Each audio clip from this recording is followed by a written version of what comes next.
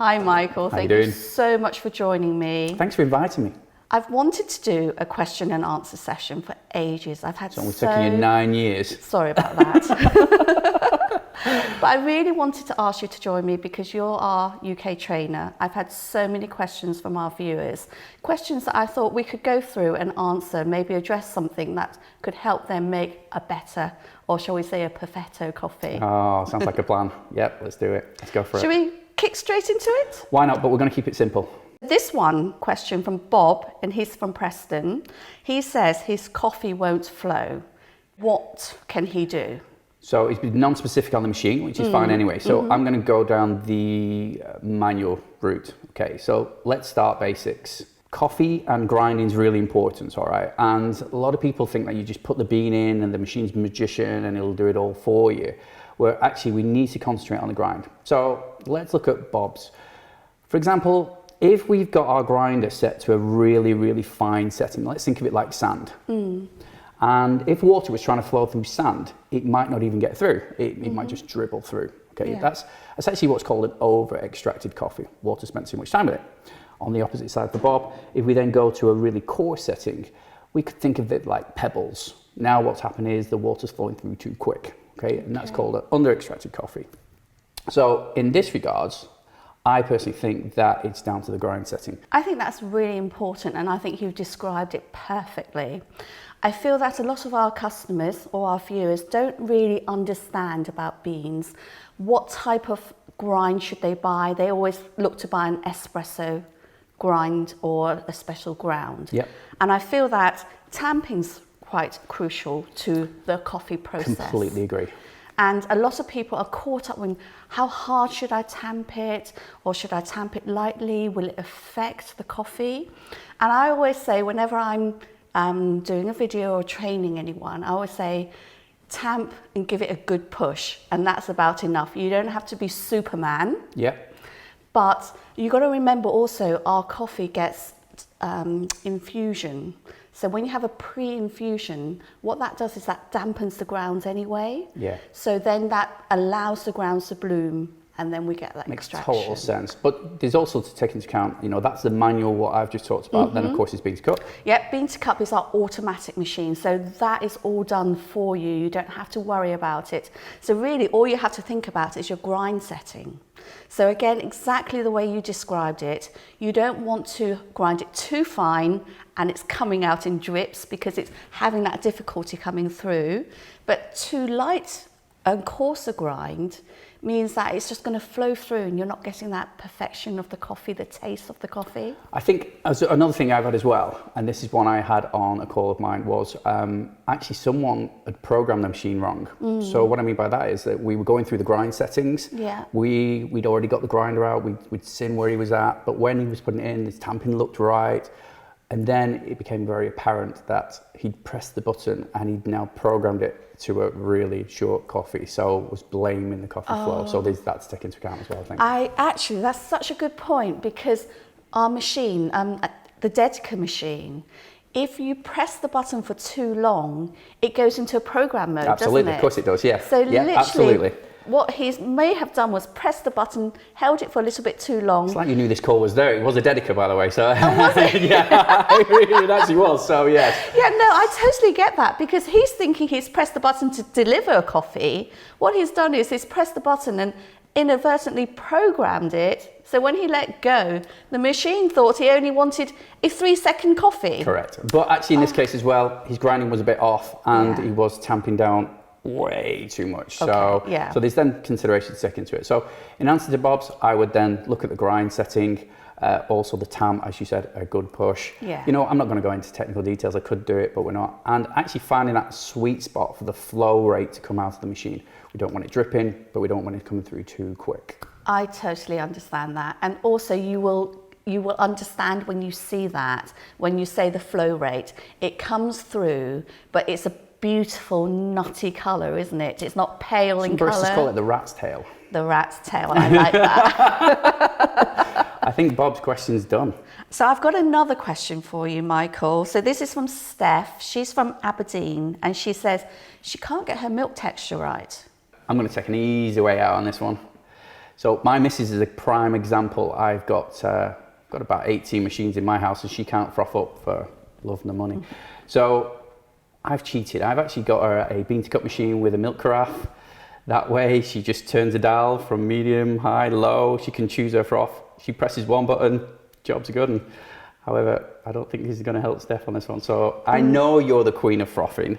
So I'm going to chuck this one to you. No pressure for me then. Well, the way I would address it to Steph would be, it sounds like she's got a manual machine, so she's manually frothing her milk. A really important point is to use fresh milk, don't you agree? 100%. The fresh milk is basically the protein in the milk. So when you froth your milk, you really want your milk fresh because the protein's present, and it's the protein in the milk that allows you to get that beautiful aeration and foam. Totally agree. Another point is when people start to create their, whether it's latte art or whether it's just foaming their milk, they forget to purge their steam wand. So what that means is basically just shooting out any excess water that could be in that steam wand, because if you mix water and your milk, you're already setting yourself up to having a little bit of a problem. Absolutely. And Steph hasn't mentioned what drink she's making though, has she? She's just No, she's just literally says she doesn't know. So if Steph was doing a cappuccino, for example, how would you go about that? So again, using her jug, and we do recommend having a stainless steel jug, I always pour the milk to just where the bottom part of the handle is. So you've got a third of milk in that jug and you're allowing room for aeration. Absolutely. If you fill it up too high, you've got a danger of that aerating too much and overflowing. So that's where I would pour the milk, to the bottom of that handle. Then purge your milk wand. And then what I would do is hold the jug in one hand, scoop it under the milk wand, make sure the milk wand is in the milk. Don't have Always a good start. Absolutely, works really well. Don't have it sort of skimming the top. Make sure it's actually in the milk. Hand on the bottom to feel the temperature, because you become the temperature gauge now. Correct. I call it the ouch level. When you get to ouch, I tend to count to 10, but if you can't go as far as 10, count to 5. When you get to ouch, you're at that point where you know your milk's hot enough. Totally agree. But you don't want to take it too far and scorch your milk. So hand underneath your jug, holding your jug by the handle, then you froth. So as that steam is shooting through, what you want to do is just lower your jug slightly. So now the tip of that wand is touching the milk. It's not below, and it's definitely not above. If it's above, you will get bubbles and it'll be shooting away quite strenuously. Absolutely. So literally just skimming that milk, and you will see a vortex. So you'll see some bubbles, but almost the bubbles are feeding back into itself, and just tilt it slightly to the side and feel the temperature. And as your foam increases, lower your jug slightly. So you're still skimming the top. And that's how you froth your milk and get aeration. So just another one on this, because Steph not mentioned the machine. Of course, we do different frothing arms on. So I know the difference, but how would Steph have it if, say, she had this arm compared to this arm to this arm? So what kind of different arms are they? So our machine has a frothing one that has what we call a milk assist. So that makes life a lot easier. So I don't know if you're aware, and I'm sure you are. Shut up, so they're a national trainer. That's true. There should be two parts to our milk wand. So when you take the stainless steel nozzle off, there's also a tiny little rubber piece in there. So always make sure you have both parts when you're using the milk wand. Yep, seen that happen before. Exactly. If you don't have the rubber piece, no matter how you lower the jug and so forth, you're just not going to get that performance. So, and it's very easy to lose, don't you think, when you pop it into the sink? Take that out, put it in the sink, goes down. Exactly. Yeah, of course. So once you make sure you have both parts in, you want froth, you literally pull that nozzle down. And what that does is it allows air in. And you need the air to help with the foaming. So if you want froth, pull the nozzle down. If you want it flat, you don't want any foam, you push it up, that closes the air valve and you're not getting any air injected, but you're getting heat. But, so she hasn't mentioned again on the drink she wants. So you've done a cappuccino. I can nail a cappuccino on any day of the week, but people struggle with the good old flat white. Yeah, so my favourite flat white, because I get served a lot of flat whites in coffee houses and I find it too frothy. So what I would tend to do then is froth my milk just to get a little bit of texture in there. As soon as you can see that texture, you need to push your jug up slightly so it's just heating the milk without the tip skimming the top, injecting air. And your flat white, and people call it a stronger latte, basically is like a double shot espresso, but you've got the same quantity of milk. But for me, my favourite is it's a textured milk, but it's not aerated so much as a latte. Well, you wouldn't be able to do your latte art that I've seen anyway. Exactly, exactly. And another thing that I will bring up on this one, which I get a lot, is cleanliness. You touched on it before. Now, I know I talked about the milk carafe, and you know, if you want to buy a machine, it does it all for you. But if you don't clean a manual machine or a milk carafe and stuff like that, you are straight away going to affect, well, one, how it's going to taste, and also the end result. Exactly, yeah. I mean, I would always recommend, after you've frothed your milk, to purge it. Yeah. That's really important.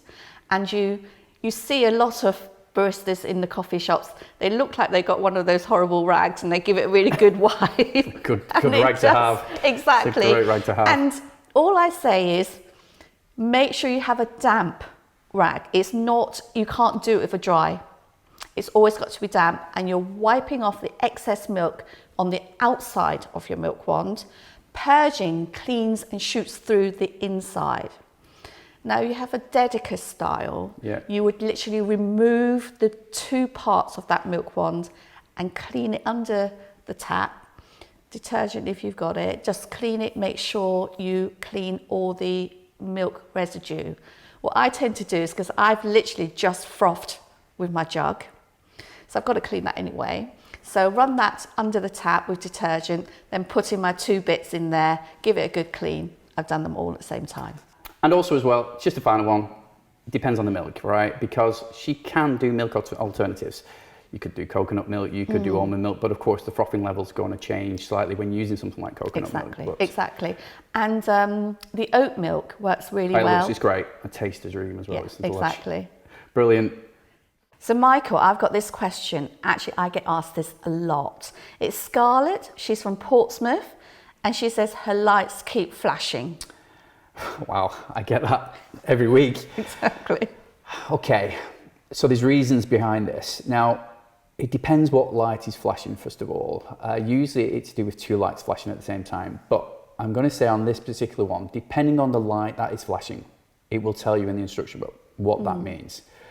For example, there's certain lights flashing that tell you that, you know, you need to fill up your water tank. There's stuff like a door is not shut or so on.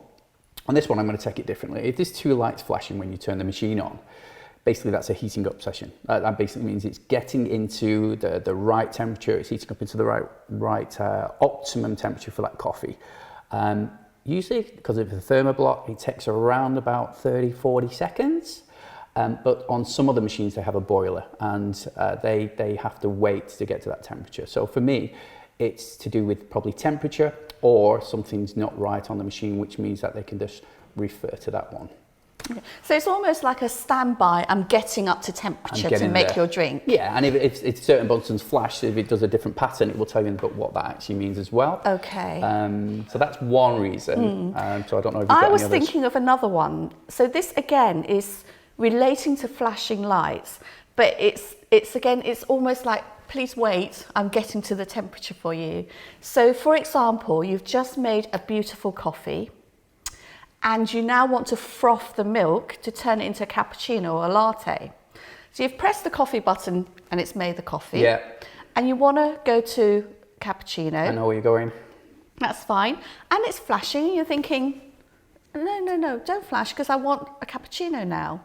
And basically all the machine is telling you is, The coffee is made at a certain temperature and it's always below boiling, but to be able to froth your milk, we need steam.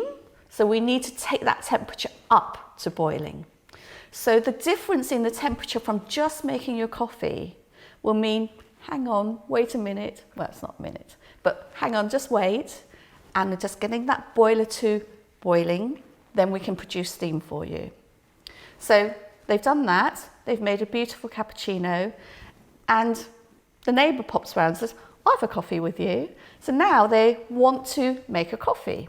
So they go to the machine and it's flashing because it's now at boiling temperature and it's not at coffee temperature. And at this point, if I press the button, it will not work. No, exactly. And then there's like, machine's broken.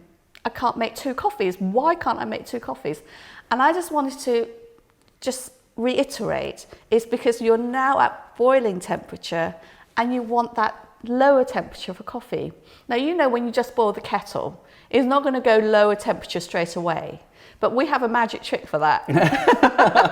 Well, it's called opening up the hot water valve. So exactly. Just run some water through it, turn that dial, run some water, and it'll cool it down automatically for it. So that's my key tip. And do you know what? That is one of the most common questions, that my machine won't make a coffee.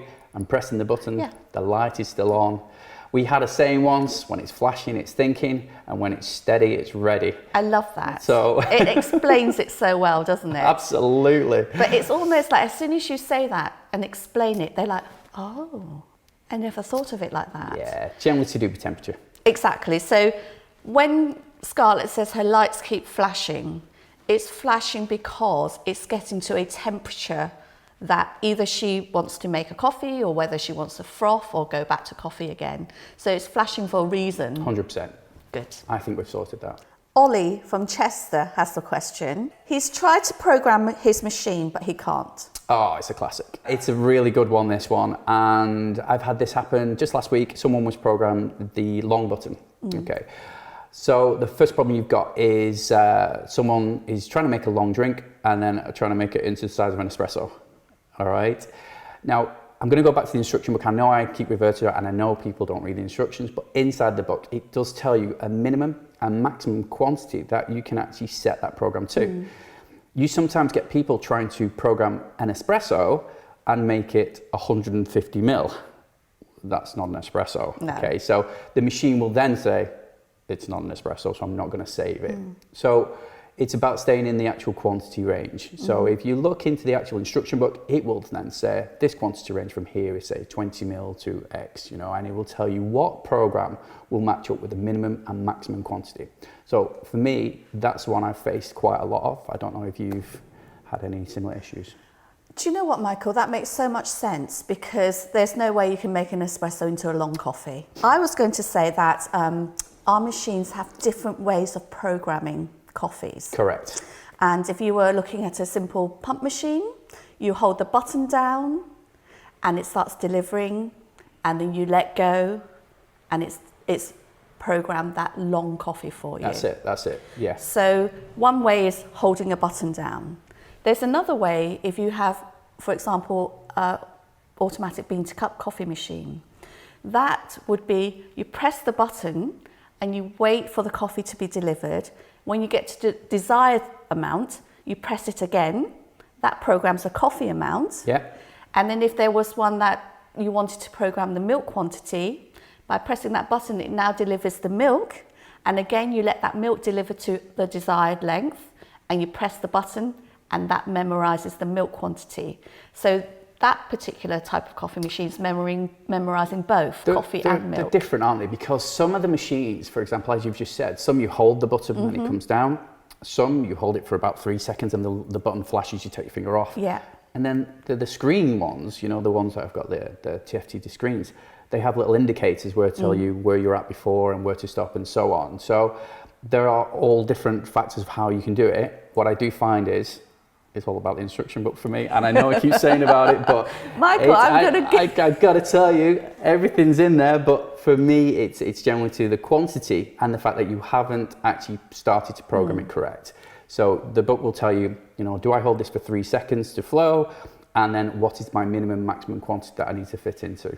I think that's the one. I think you're right. On this occasion, you really do need to just go and have a look at your instruction manual. I know, and if you can't, then you can get it from our DeLonghi website. So Absolutely, download one. And that's a really good point as well. You can download the instruction manuals located on our DeLonghi website. Absolutely. So Michael, this is an interesting one because I believe some of our viewers doesn't even know what this item is. Claire from Ipswich says, her infuser stuck. I love it. What on earth is the infuser, Michael? I love it. Okay, so infuser, it's also known as a brewing unit as well. So if you hear both terms, that's what it means. We talked on another video about, grinding and how you tamp, and you talked about the importance of tamping and so on. What actually does, the brewing unit does that all for us. So the grinder grinds, the brewing unit goes and collects, it then tamps, then moves it, then flicks your little hockey puck. That's what it does it all for you, right? Now every time you turn a machine on and off, it'll actually do a rinse cycle. It'll clean that infuser, making sure that you've got fresh coffee every time. However, we do recommend that at least once a month, you then, clean this. So what happens is, if you leave the machine switched on and take the water tank out, the infuser is generally underneath a flap by the water tank, or in some machines at the front. And what you'll find is it'll be stuck in an upward position. Right. And you'll have had this many a time. So it's an upward position, and people try and then take this out, and it won't come out. So the reason for that is they've not switched it off properly. There's 3 ways of switching off a coffee machine: one on the plug socket on the wall, one at the back of the machine, and one on the front. When you press it on the front, it then moves the infuser to actually get into the position, so you can then take it out. So this one is all down to turning the machine off properly on the front or the top of the machine, but not on the back or the plug socket. Right, so it has to be done on the power button at the top of the machine. Totally have it. If not, it will be ready. It'll be waiting for you to put some pre-ground coffee in there, and that's what it's waiting for you to turn the machine off at the top or the front. It then takes it back into a position where you can then take it out. Okay, and also for the customers who have a pump machine, there's no infuser in that. No, there correct? is not. No, definitely not. So we're talking about our automatic bean to cup coffee machines. They have the infuser. Yeah, on a manual machine, you're the brewing unit. You're doing all the work. You are. But it's also important to clean this. Yes. You don't need any oils or gels on our machines to do this. Take this out, run it under the hot water tap, towel dry it, place it back in. I do mine once a month. Michael, this question, I think, is the most commonly asked question. I get this at least 2 or 3 times every time I do an Instagram live. Harry from Dublin wants to know, why can't he get a hot coffee? Oh, wow. I'm going to go for quite a simple answer on this one again, and I know that this was a big one for you, so I'm going to let you touch into a more technical part of it. But most of our coffee machines have a cup warmer on top, and it's a passive cup warmer, so it means that when the machine's on, it'll heat up. There's a reason for that. We want to warm our cup. When you go to any coffee shop, you'll find that they've taken it from a hot plate. Yeah. And the reason for this is because it can drop the temperature of coffee rapidly. If you go and put it into your coffee into a cold cup, it's like serving a Sunday roast on a cold plate. It's exactly the same scenario. I hate my food on a cold plate. Well, me too, right? So look at it that way. You hate your food on a cold plate, but you'd hate your coffee in a cold cup. It's exactly the same scenario. So I'm going to suggest warm the cup. Now, first, use it via a cup warmer.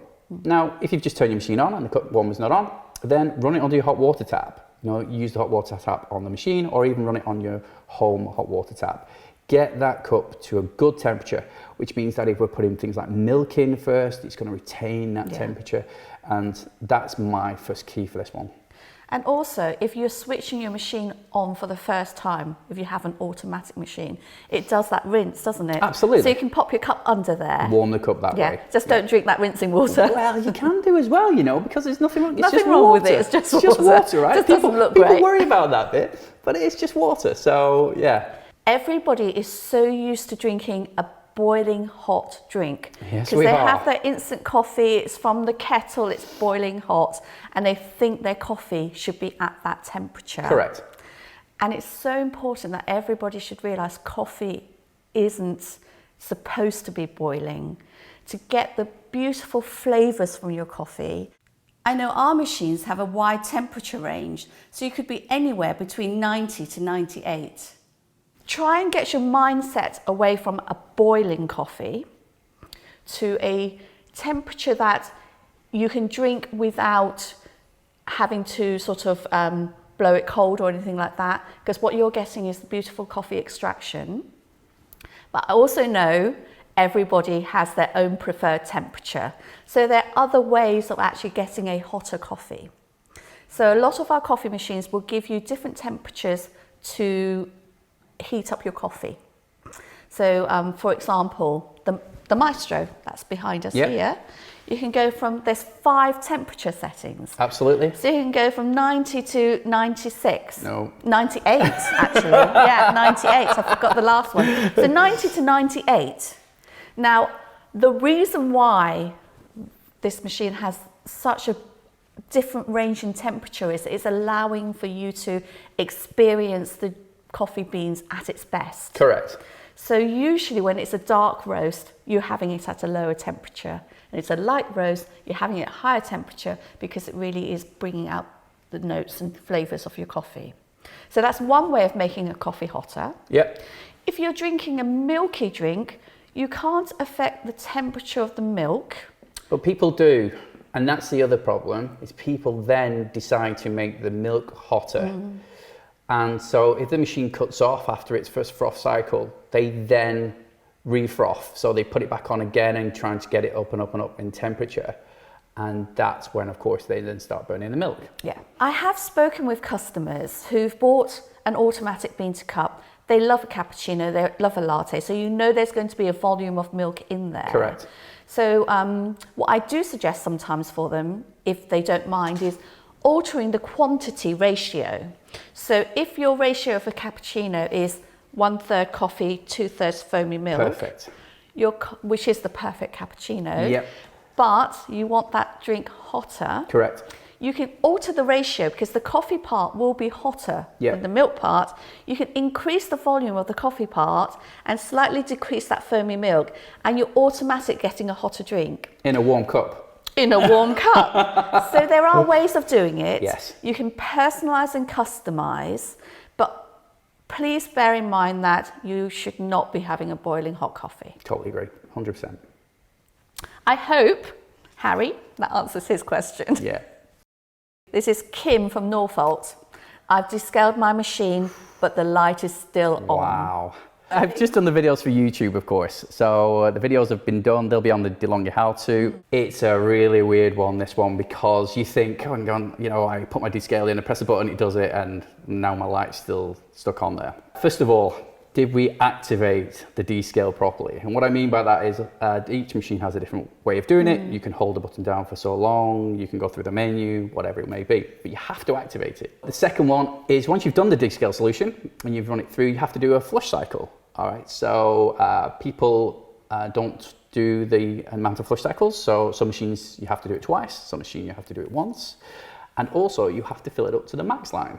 Another thing is there's lots of pauses. Okay, I had a guy a few weeks ago who I spoke to and he said, look, my machine's not doing it. And when you start the process, there could be a 5, maybe 10-minute pause before any water comes out. And that's because it's pulling the solution in, sitting in the pipes, and then it's waiting, it's resting. And he was then stopping the machine. And we did a machine, didn't we? And it took about an hour to do, right? And it can take up to an hour on certain machines. So one is time, the other is just not following the kind of the flow rates for there. We always recommend the DeLonghi descaler. Oh, what a shock. And why is that? There is a reason. So our descaler is plant-based and it's 100% lactic acid. What that means is it removes more limescale. So it's really effective in removing limescale. That's the function. Okay. And it's much less harsh on machines. So you want a limescale remover that doesn't damage your machine. Now, you know, joking aside, if you don't buy the DeLonghi descaler, just make sure you buy a descaler that works for your coffee machine, because there's different types of descalers out there for kettles and other products. So at least buy a descaler that is for the coffee machine. So Michael, I think this is my favourite question. Stuart from Watford says, what beans should I use? Where do you start? It's like trying to say, what's my favorite wine? Okay, or trying to find the ultimate, which we're all looking for. I tried about 180 different beans last year, roughly on that. Now, it's all right having a bean, but it's then how you process it. So you could do it through a filter, you could do it through a beans cup, you could do it for a pump, and you know, they're all going to change. You can change the temperature. So it's not just as easy as saying what bean. Do you know what? I'm going to let you run with this one because I bet you get this asked more than I do. So this is asked to me basically every single day because they see me doing a live social media, so they'll think, oh, I'll just drink what Maria drinks because she knows her coffee. Correct. And it's like you said, it's like wine. There's such a variety and difference in beans. I used to struggle in describing what I liked to drink because I'm going to go back to there's notes of this and notes of that.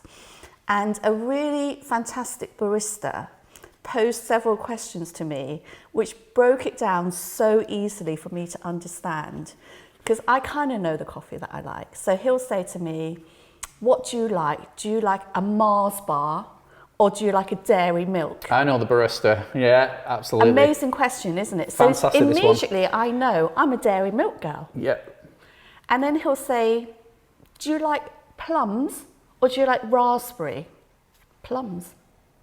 So he was able to help me identify the notes. Then I was able to choose my coffees because there's such a big difference from that caramel style coffee, your Mars bar, or notes of chocolate, your dairy milk or your Bourneville. And the thing is, we're not going to taste chocolate, right? We're not going to taste caramel in regards to it's not having a Mars bar, so to speak.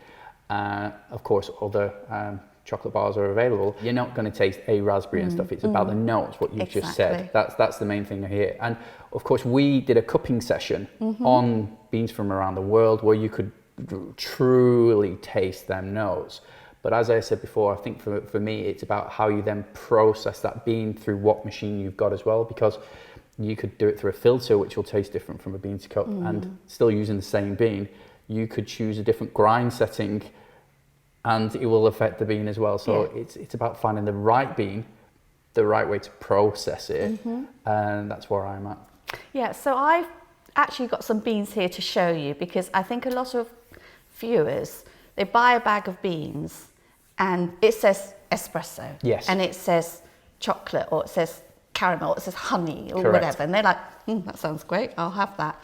And I just want to show you the difference between a dark roast and a lighter roast. So I've got here your dark and your light, and you can really see the difference in colour. And you can actually go darker. I've seen, and actually lighter. You know, exactly. I've seen so this to me is more of a medium. Yeah. However, you know, there's a mass range because there is one that I really like and actually go really dark on this one. So there's so many. And I think viewers, when they buy their beans, they've got one bag of beans they open, so they can't differentiate the different colours. And there's a reason why I'm saying about the different colours and the light and dark roast, because it affects how you make your coffee. So if you're down the barista route, you know if you've got a dark bean, you will grind it a little bit coarser. But if you have a lighter bean, you'll grind it a little bit finer. Why do we do that, Michael? Well, it's all about flow rate. We talked about this earlier on before, but the also to take into account again is let's talk about tamping again. So let's revisit what we said. We've now started, we've got bean, we've got grind, we've got tamping. And then to pull another one, temperature. You talked about temperature earlier when we talked about the difference in 90 degrees to 98 degrees as well, and how it will affect this bean. Yeah. I think the trouble we have is that people expect just for one bag of bean to be perfect and the machine to be a magician. And you said your followers want to use the same bean as you do, but your taste is different from everyone else's. And another question I would say is, what's the perfect coffee taste like? Well, your perfect coffee is how you've made it. And it's very different because our personal tastes are different. But if I wanted to give a general guideline, your darker roast will give you that hit of a stronger coffee, give you that almost like a full body mouthfeel. And by that, I mean, if you think of skim milk and full fat milk, you can almost see that skim milk is transparent, whereas your full fat milk has body. Yes. So that's how I try to describe it. And also, if you go for the lighter roast, it's much more delicate. Hence, we grind it a lot finer to make sure that that extraction sits in the coffee a little bit longer to extract all of those delicate flavours. Yeah. And we also brew it at a higher temperature just to get the best out of it. There is no definitive answer on this one. No. The answer is just try a load of different beans. Exactly. And extract how as best you want. We don't know what machine you're using. You could be using a filter. So, you know, if you're going to use a light one, you'd have to go a bit coarser on a filter machine. You could be using anything from a B60 or whatever it could be as well. Yeah. So it's just the hunt. It is, and I think that's part of the delight in not? the coffee journey. All I can say is don't buy the biggest bag of beans you've ever found because it's on offer. Finally, on this one, what I suggest people do, we've also got the DeLonghi Coffee Lounge. And of course, this then goes back to basics on what we talked about, you know, how coffee beans are actually picked, what's the difference, what's Arabica, what's Robusta, what's a blend. So I would suggest going to the Coffee Lounge, having a read on that, getting some education.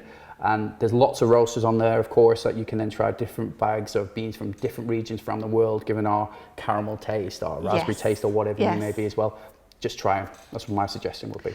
And also, last touch on decaf beans. Oh, yes, good shout. Now, in the past, I don't think the quality of decaf beans I'd have to agree with that. were up there. But now, there's two types of methods to decaffeinate beans.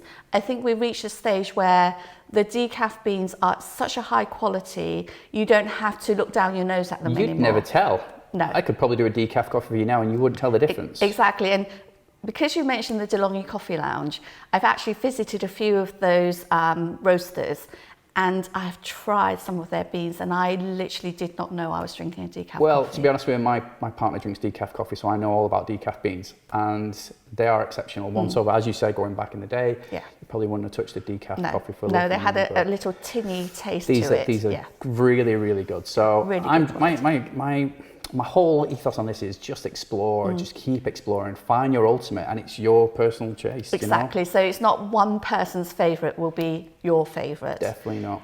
Experiment, try different, but make sure you buy fresh. Oh yes, yeah. I think we've answered it. I think we have. Daisy from Lincolnshire says, I'm looking to buy a coffee machine, but how easy is it to maintain? That's a great question. I'll tell you why I like that question straight away is because I know that person's going to keep an upkeep of that machine. And we talked earlier on before in different videos about keeping stuff clean. So I like this question straight away. There's two answers on this, and I'll take one of them, which is probably the pump machine, and you can probably answer the beans cup. On an espresso pump machine, you know, you're doing everything yourself. So the coffee comes into the actual filter, and then you have a knock box. So like a box that you then knock it in, and that's where the coffee comes out. That coffee can then be used on your garden, for example. So when it comes to actually recycling, you don't need to recycle anything. The grounds itself, just put it on your rose garden. Now, I would then suggest cleaning that filter. Okay, so I clean mine after every time I've done it. That's one thing I would do. Second thing is the frothing. You talked about it on an earlier video, keeping that frothing arm, and after I've frothed some milk, I'd wash that down straight after. That's how I would do it. Another thing is drip tray. So once you've done some frothing, water falls into the drip tray, you need to enter that. There's a little float to tell you as and when it needs doing, so do that. And final thing is just descale when it tells you to descale. The light will pop on, it'll tell you when it's time to descale, and just keep up with that. That's like ignoring a service light on your car, you know. Exactly, so, and if that light comes on your car, you get it sorted. Exactly. So for me, on a pump machine, it's espresso pump machine. It's literally, you know, keep them filters clean, clean that frothing arm, get rid of that drip tray. I think it's dead easy. I'm going to give you the beans cup machine because everyone actually are scared of the beans cup machines keeping them clean. So yeah, I don't know why, but they look at this machine and they're like, oh, that must need a lot of maintenance. Absolutely. And it really is very simple. My husband loves using the Prima Donna Sol. Great machine. It's so easy. He loves the automatics. You press a button, there it is. Same machine in my house. He's even got his profile created. You know, he just loves the cappuccino. That's his drink. But he's not great at doing the little bits of maintenance, and literally is very tiny amounts of maintenance he needs to do. The big thing for him is the drip tray. So you will get that filling up, whether it's he's poured his drink away too quickly, or he's not put a jug underneath to catch the rinsing water. Maintenance is simple. If your drip tray is full, empty the drip tray. Yep. If you have the fully automatic, which means you've got the latte crema system, the milk jug, you can clean that automatically by turning the dial. The other thing you need to do is just put water in there when you need water, put beans in there if you need beans. And the grounds, of course. And the grounds, yep. Absolutely. So there's an indicator whether you have a semi-automatic or a fully automatic. The semi-automatic has a light that comes up, and that's just telling you the grounds container needs emptying. The actual fully automatics, most of them will have either a light or it may tell you on the screen, empty grounds container.